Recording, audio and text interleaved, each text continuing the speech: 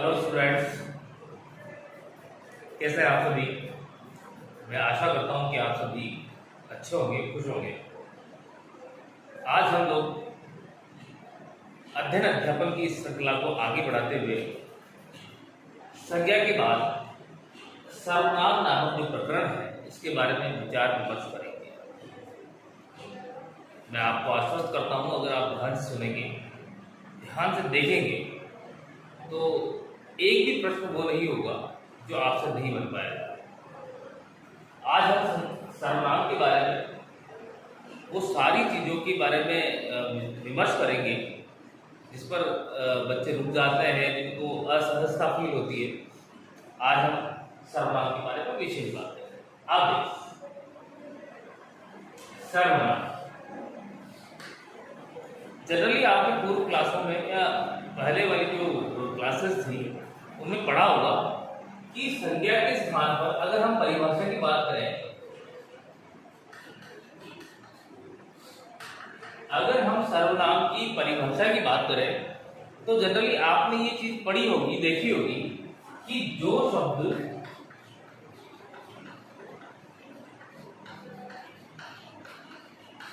संज्ञा के स्थान पर प्रयोग में लाए जाते हैं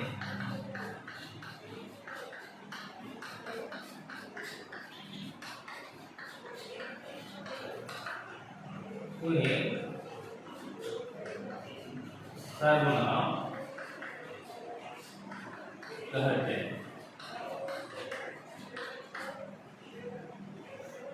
ये चलन में जो चल रही है परंपरागत जो परिभाषा है वो आपने एक नहीं अनेकों बार पढ़ी होगी। जो शब्द संज्ञा के स्थान पर प्रयोग में लाए जाते हैं या संज्ञा के स्थान पर प्रयुक्त होते हैं उन्हें क्या कहते हैं? सर्वनाम। क्योंकि नाम ही क्या है? सर्वनाम। इसका अगर हम शाब्दिक अर्थ देखें तो सर्व का मतलब होता है सभी, और नाम यानी नाम, अर्थात वे शब्द जो सभी के लिए प्रयोग में लाए, सभी अपने प्रयोग में ला सकते हैं, ऐसे शब्दों को सर्वनाम कहा जाता है। जैसे मैं आपको एक साधारण सी बात बताता हूं, अभी मैं इरेज कर देता हूं परिभाषा को। देखिए, आपने देख ली एक बार, पुनः देखें। जो शब्द संज्ञा के स्थान पर प्रयोग में लाए जाते हैं उन्हें सर्वनाम कहते हैं। सर्वनाम का शाब्दिक अर्थ है सभी का नाम। अब आप देखिए,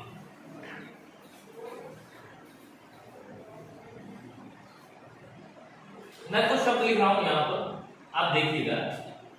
मैं, तुम, वह, यह।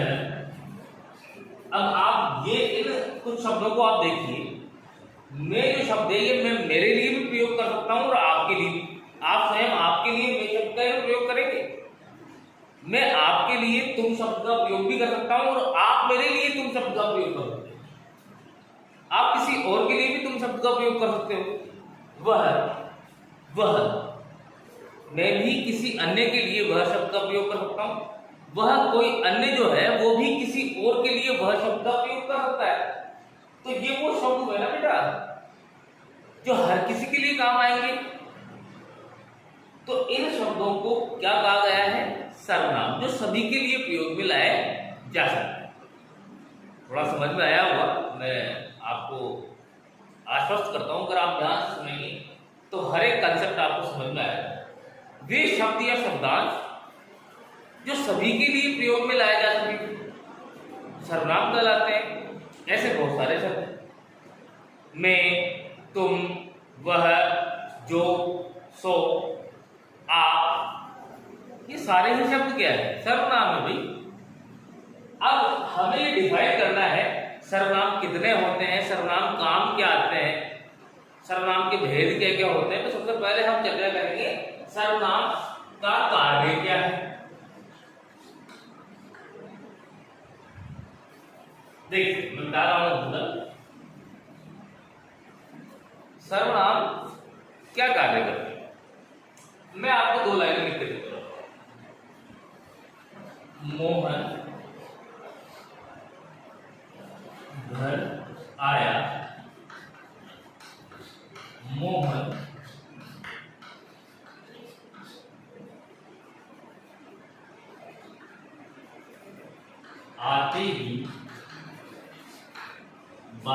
चला गया।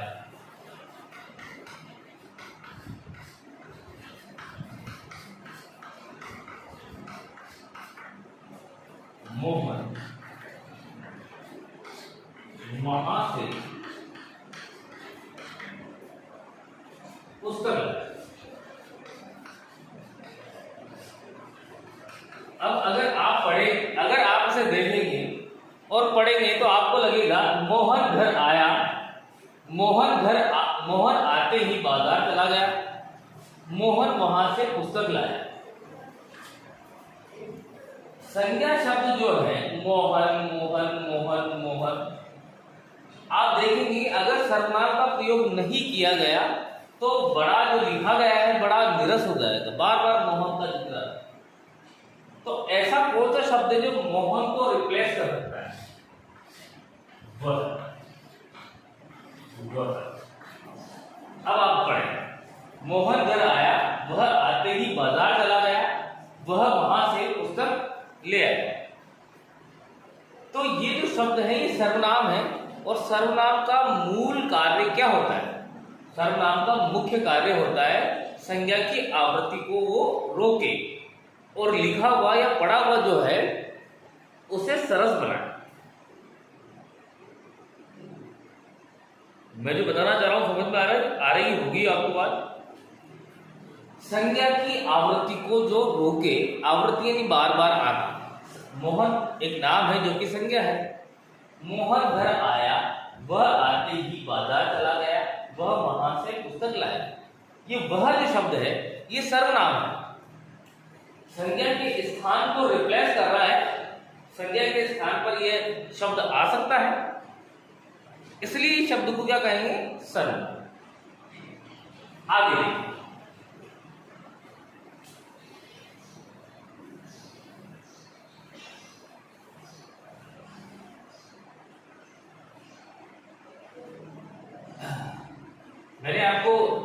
मैंने आपको सर्वनाम की परिभाषा पहले लिखा थी। अब हम बात करेंगे सर्वनाम के भेद। पहला, पुरुषवाचक या वाची सर्वनाम। दूसरा, निश्चयवाची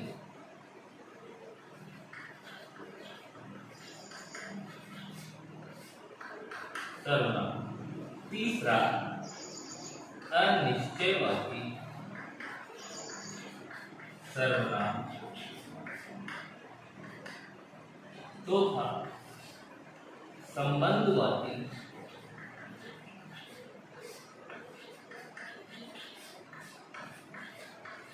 सर्वनाम।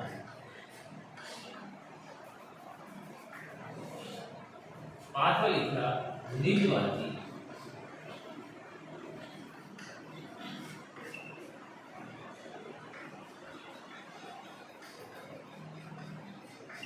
और छठा लिखा प्रश्नवाची।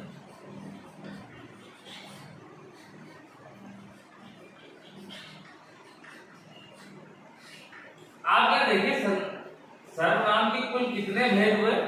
सर्वनाम के कुल कितने भेद हुए आपके समक्ष लिखे हैं।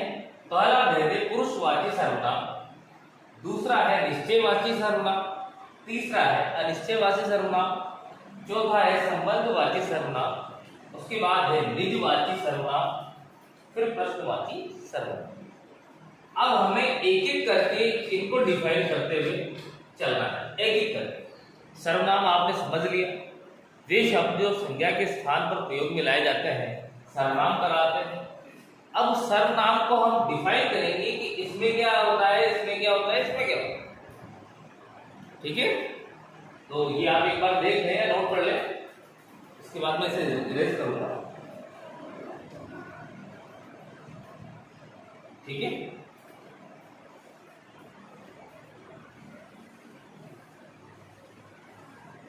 सबसे पहले हम लोग पढ़ेंगे पुरुषवाची सर्वनाम।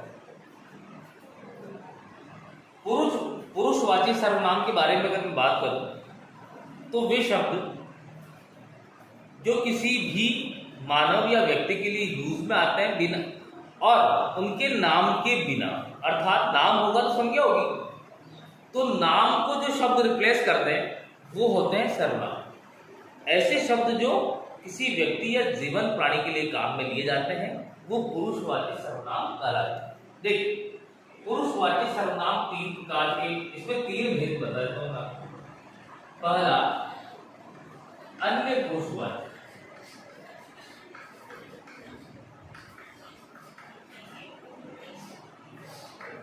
दूसरा,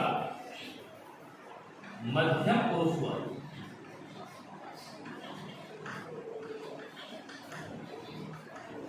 और तीसरा, उत्तम पुरुष।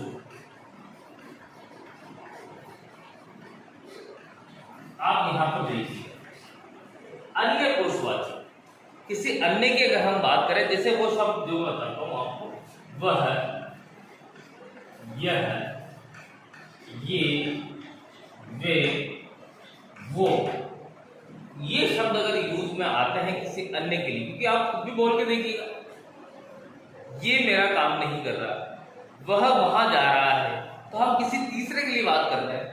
कहने का तात्पर्य यह है, अन्य पुरुषवाची ये शब्द होते हैं। और अन्य पुरुष किसे कहेंगे हम? आप और मेरे लिए जो दूसरा है, आपके और मेरे लिए, हम दोनों के अलावा जो तीसरा व्यक्ति यहाँ खड़ा हुआ है, उसे हम अन्य पुरुषवाची या अन्य पुरुष कहेंगे। उसके लिए यूज करने वाले सारे शब्द अन्य पुरुषवाची। मध्यम पुरुषवाची, देखो, प्रथम पुरुष कौन? जो बोल रहा है। मध्यम पुरुष कौन? जो सुन रहा है। अर्थात ये मध्यम पुरुष सुनने वाले, श्रोता के लिए है। जैसे कि तू, तुम और आप। या तो जनरल वे में हम तू कहेंगे, तू वहां चला जा, या कहेंगे तुम वहां चले जाओ, या कहेंगे आप वहां चले जाओ।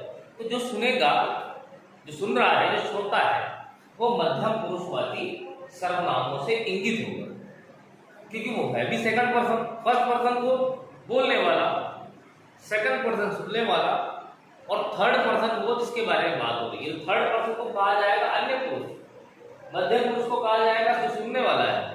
अब ये उत्तम पुरुष स्वयं के बारे में, इसमें आता है मैं, स्वयं और आप।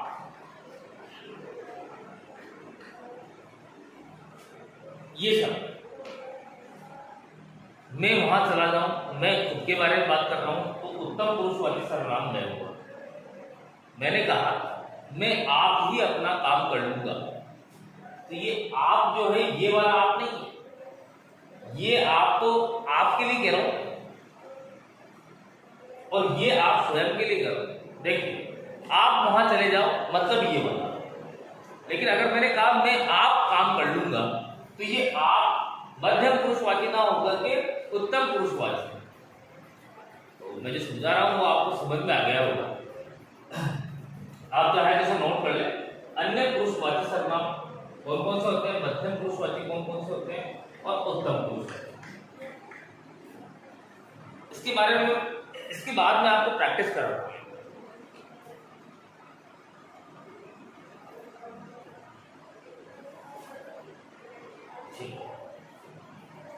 डालू,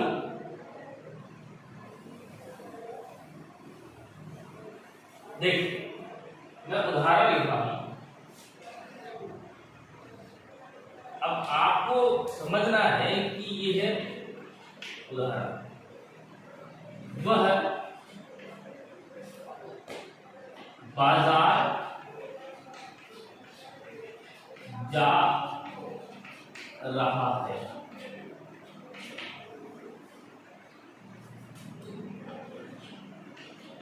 उसने तुम्हें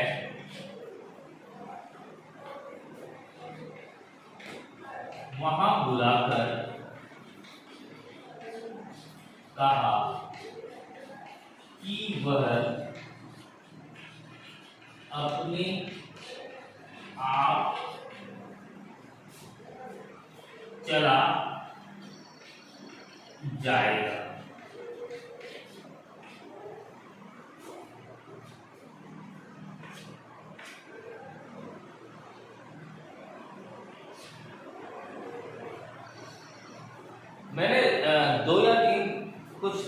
लिखे हैं और शब्दों के नीचे अंडरलाइन भी की है। आपको बताना है यह सर्वनाम है, ये कौन सा सर्वनाम है, उत्तम पुरुषवाची है, अन्य पुरुषवाची है, मध्यम पुरुषवाची।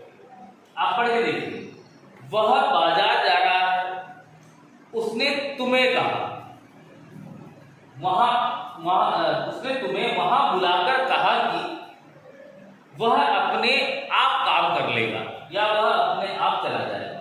तो ये वह उसके लिए है, तो ये हुआ अन्य पुरुषवाची, अन्य पुरुषवाची सर्वनाम। उसने, उसकी बात चल रही है, तो ये भी क्या हुआ, अन्य पुरुषवाची सर्वनाम। और किससे कहा, तुम्हें, तो आप तुम्हें कहा तो आप सुनने वाले हो, आप मध्यम पुरुषवाची सर्वनाम हो, तो ये मध्यम पुरुषवाची सर्वनाम आया। आपको समझ में? वहां बुलाकर कहा कि वह अपने आप, अब ये आप तुम्हारे लिए नहीं है, ये आप उसके लिए है, वह अपने आप, तो ये क्या हुआ, ये उत्तम पुरुषवाची।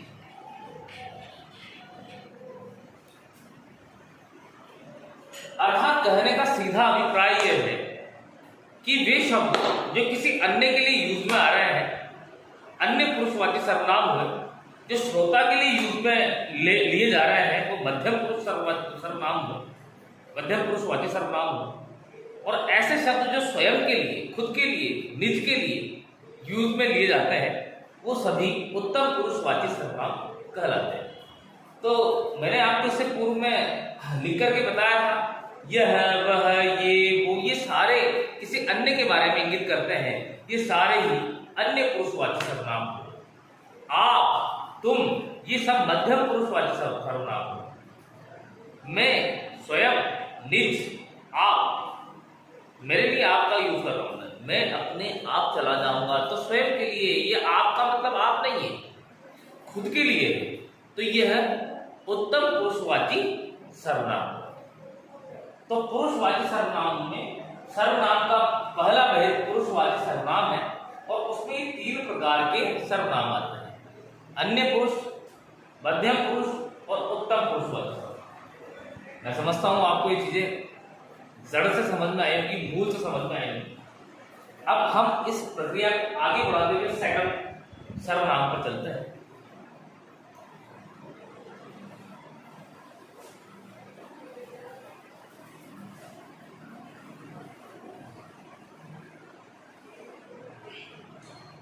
दूसरा आता है निश्चयवाची।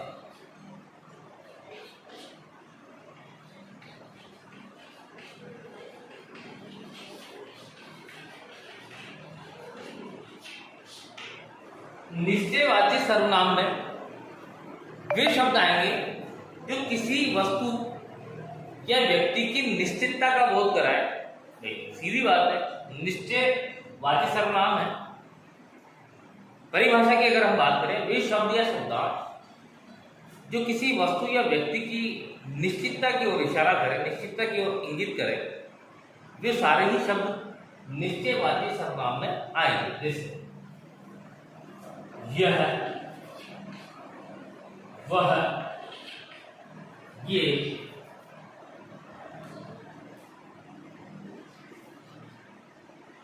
इस,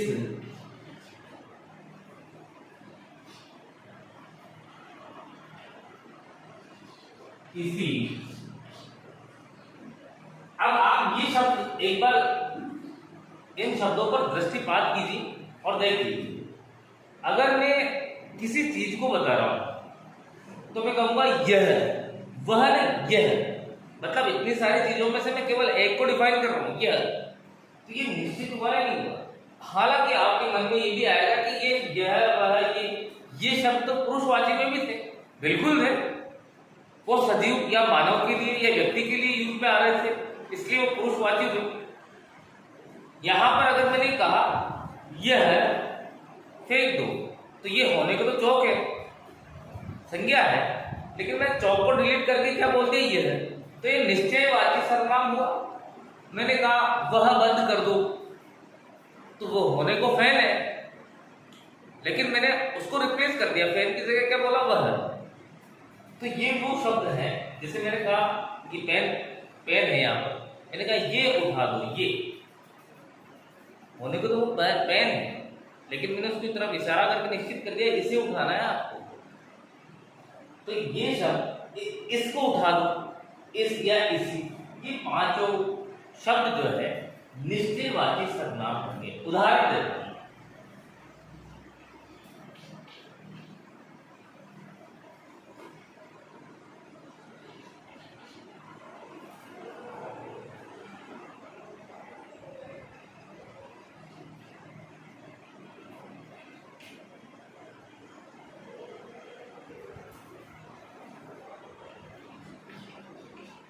यह मेरा है,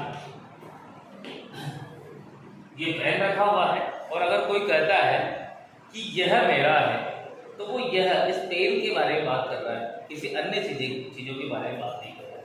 तो ये निश्चितता को सर्टेन करना, सर्टेनिटी फिक्स हो रही है कि यह चीज मेरी है, वह आपका है, ये उसका है। तो ये वो शब्द है जो निश्चितता को प्रकट करते हैं। तो निश्चयवाची सर्वनामों में ये सारे ही शब्द परिगणित होते हैं। ये शब्द निश्चयवाची सर्वनाम के अंतर्गत माने जाते हैं, लेकिन डिपेंड करेगा वाक्य किस प्रकार का बना हुआ है। मान लो यह मेरा है, तो यहाँ पर यह तो निश्चयवाची सर्वनाम है, लेकिन अगर किसने कह दिया यह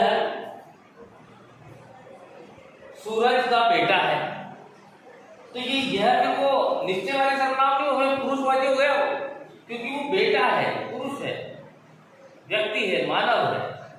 यह फिर अन्य पुरुषवाची सर्वनाम आ जाएगा, लेकिन निर्जीव चीजों के लिए, वस्तुओं के लिए ये निश्चयवाची सर्वनाम। इसी प्रकार वह है, इसी प्रकार ये है।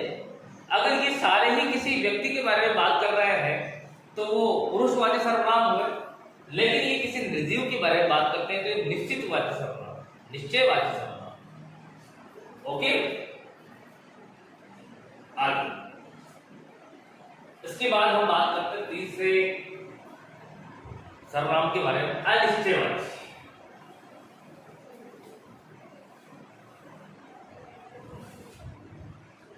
थर्ड, अनिश्चय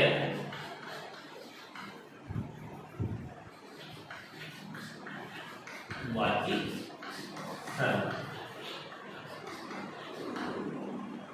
परिभाषा की अगर बात करूं अनिश्चयवाची सर्वनाम, तो ऐसे शब्द जो निश्चितता को प्रकट नहीं करते, ऐसे शब्द जो किसी भी मात्रा, किसी भी गुण को निश्चितता के साथ प्रकट नहीं करते, वे सारे ही शब्द अनिश्चितवाची सर्वनाम होते हैं।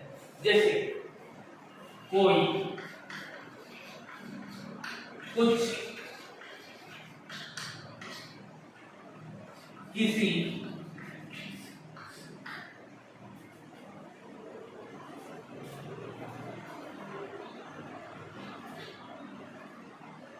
ये आप देखिए, ये मैंने आपके समक्ष जो है तीन शब्द लिखे हैं जो कि निश्चितता को प्रकट नहीं कर रहा है। कोई, पता ही नहीं, कोई आया है, अब कोई फिक्स नहीं, कोई भी हो सकता है वो। कुछ चला गया, अब पता नहीं है, फिक्स नहीं है क्या चला गया, कुछ चला गया, अनिश्चयवाची सर्वनाम। किसी ने, मैंने किसी को यहां देखा, किसी को, अब किसी जो है, किसी जो शब्द है वो कोई फिक्स नहीं है, किसी का मतलब कोई भी हो सकता है। तो इस प्रकार के शब्द जो है वो किसमें आएंगे, अनिश्चयवाची सर्वनाम। कोई आया, किसी ने किसी को मारा, कुछ मुझे भी दे दो, अब कुछ क्या, कुछ भी, कोई फिक्स नहीं है। अनिश्चयवाची सर्वनाम का मतलब ये है कि वे शब्द जो निश्चितता को प्रकट ना करें वो अनिश्चयवाची सर्वनाम। उदाहरण आप देखिए, उदाहरण, कोई घर आया, अब आप ये देखिए कोई शब्द जो है अनिश्चितता को प्रकट कर रहा है। मान लो यहाँ मोहन आया था, मोहन बुरा आया, तो ये तो संज्ञा हो गई। अब संज्ञा के स्थान पर रिप्लेस हो रहा है सर्वनाम, और सर्वनाम भी कैसा अनिश्चयवाची, जो कोई फिक्स नहीं कौन आया। तो इस मोहन की जगह हमने किसको रिप्लेस किया, कोई घर आया, पता नहीं है कौन आया। ठीक है, आगे दूसरा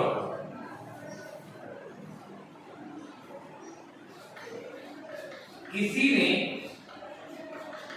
पुस्तक पढ़ी। अब किसी ने, अब ये फिक्स नहीं है मैं हूं, आप हो, कोई और है, किसी ने भी पढ़ी होगी, तो ये उस व्यक्ति के बारे में लिखा है किसी, तो ये वो शब्द हुआ ना जो उस व्यक्ति को फिक्स नहीं कर रहा, निश्चित नहीं कर रहा, अनिश्चित कर रहा है, अनिश्चित कर रहा है। तो ये वो शब्द है जो अनिश्चयवाची सर्वनाम में यूज में लिया जाए। किसी ने पुस्तक पढ़ी, एक पुस्तक पढ़ी तो कोई तो होगा, पर उस कोई की जगह उस संज्ञा शब्द की जगह क्या रिप्लेस किया, किसी ने। इससे पता लगता है ये अनिश्चयवाची सर्वनाम। आगे तीसरा, कुछ मुझे भी दे दो। अरे भाई आपको क्या दे रहे, कुछ भी, पेन दे दो, पुस्तक दे दो, भाई कुछ तो संज्ञा है ना, उसको रिप्लेस करके यहां पर क्या लिखा, कुछ। तो ये वो शब्द है जो अनिश्चितता को, मैं समझता हूं आपको ये सर्वनाम के तीन भेद जो है वो अच्छी प्रकार से समझ में आया। इसी आशा और विश्वास के साथ आज के लिए बस है, और कल बाकी जो बचे हुए तीन भेद हैं उसके बारे में हम क्रमागत अध्ययन करते हुए